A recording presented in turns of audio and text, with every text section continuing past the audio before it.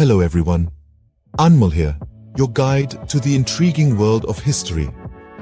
Today, we delve into the dark corners of India's past, exploring events that have shaped the nation we know today.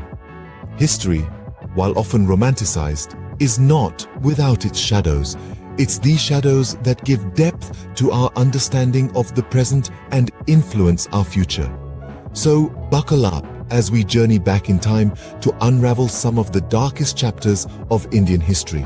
Our first stop is the year 1947, a time of great joy and immense sorrow for India.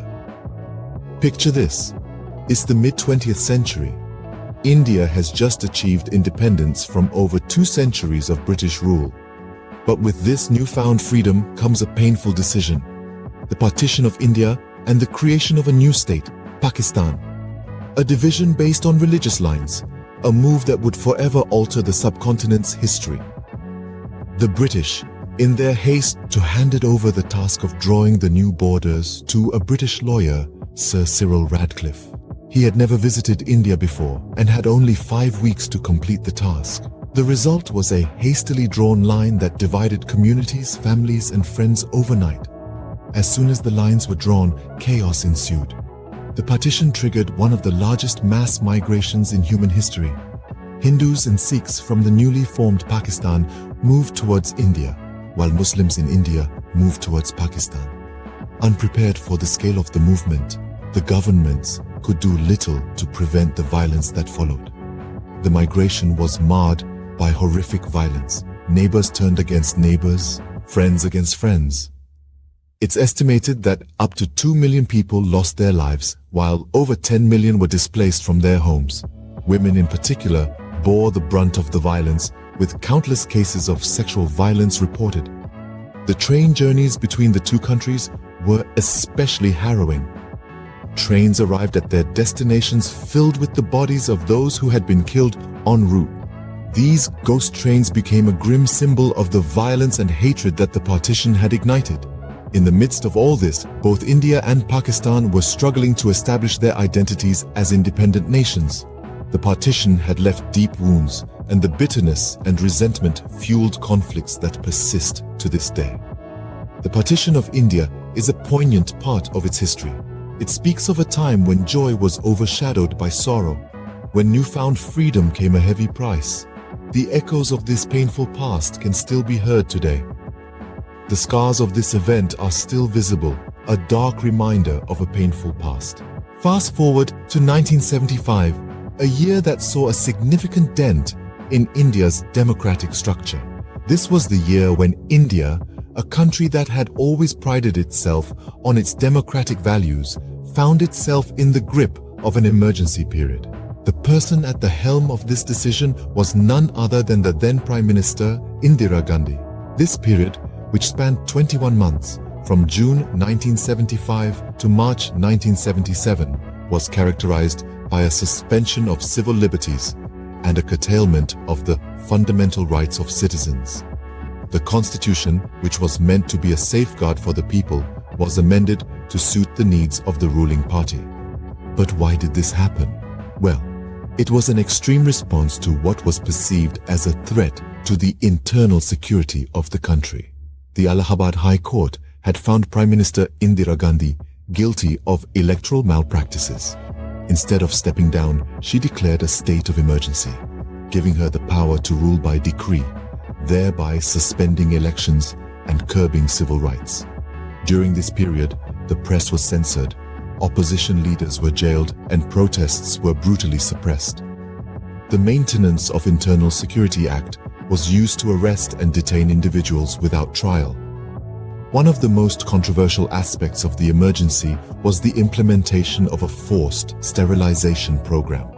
It was intended as a measure to control population growth, but the way it was executed was deeply unsettling. Men from poor and marginalized communities were coerced into undergoing vasectomies. The scale of this mass sterilization drive was unprecedented, and its impact devastating. The emergency period ended in 1977 when elections were held and Indira Gandhi was voted out of power. However, the scars of this period run deep. the suspension of democracy, the curtailment of civil liberties, the abuse of power, and the violation of human rights during this period are a stark reminder of how things can go horribly wrong when power is concentrated in the hands of a few.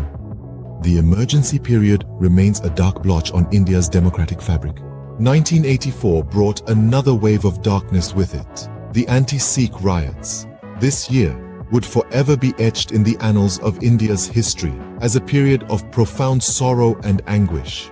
The spark that ignited this devastating fire was the assassination of then Prime Minister Indira Gandhi on the 31st of October. Her assassins were two of her bodyguards, both belonging to the Sikh community. This act was said to be a retaliation for Operation Blue Star, the Indian government's earlier military action against Sikh separatists holed up in the Golden Temple in Amritsar. The assassination of the Prime Minister led to an outpouring of grief and anger across the country. But it soon took a dark and violent turn against the Sikh community. Over the next few days, what started as sporadic acts of violence quickly spiraled into a full-blown riot. Homes and businesses owned by Sikhs were targeted, looted, and burnt down. Men were dragged out onto the streets and brutally beaten, while women and children were not spared from the violence either. The atrocities committed during this period were nothing short of horrific.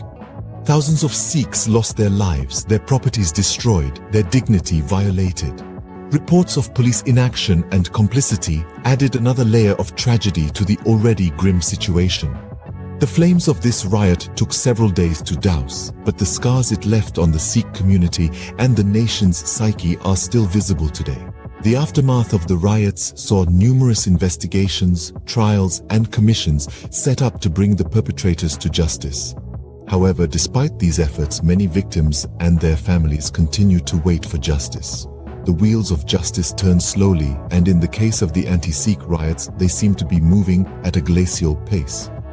But despite these challenges, the Sikh community, known for their resilience and spirit, continues to thrive and contribute significantly to the nation.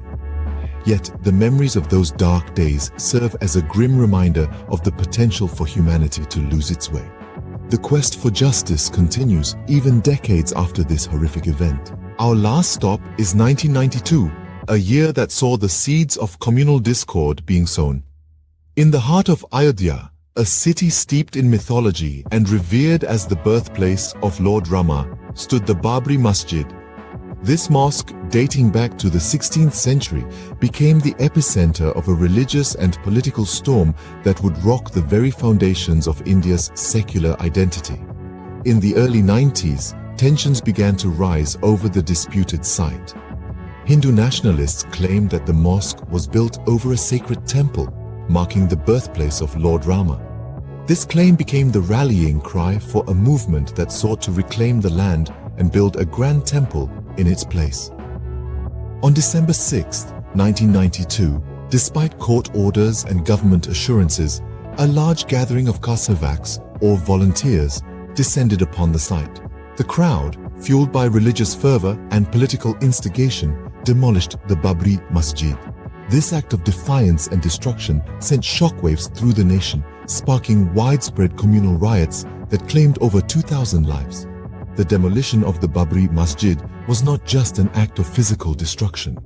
It was a symbolic assault on the values of unity, diversity, and secularism that India held dear. The events of that fateful day and the violence that ensued left deep scars on the psyche of the nation.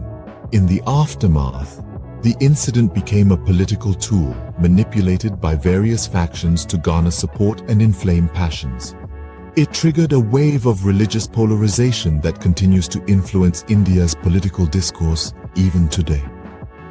The Babri Masjid demolition serves as a stark reminder of the fragile balance that exists between faith and politics in India. It underscores the dangers of exploiting religion for political gain and the devastating consequences it can have on the social fabric of a nation.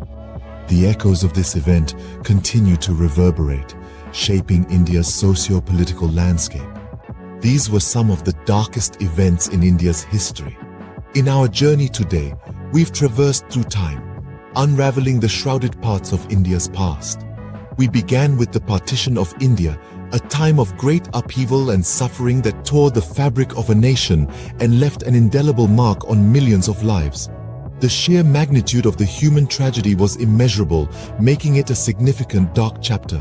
Next, we delved into the emergency period, a time when civil liberties were curtailed and democracy was put on pause. The impact of this period continues to be felt in the political and social spheres of India. We then turned our attention to the Anti-Sikh Riots, a horrific episode of communal violence that shook the nation to its core. The scars of this event still linger in the hearts and minds of many.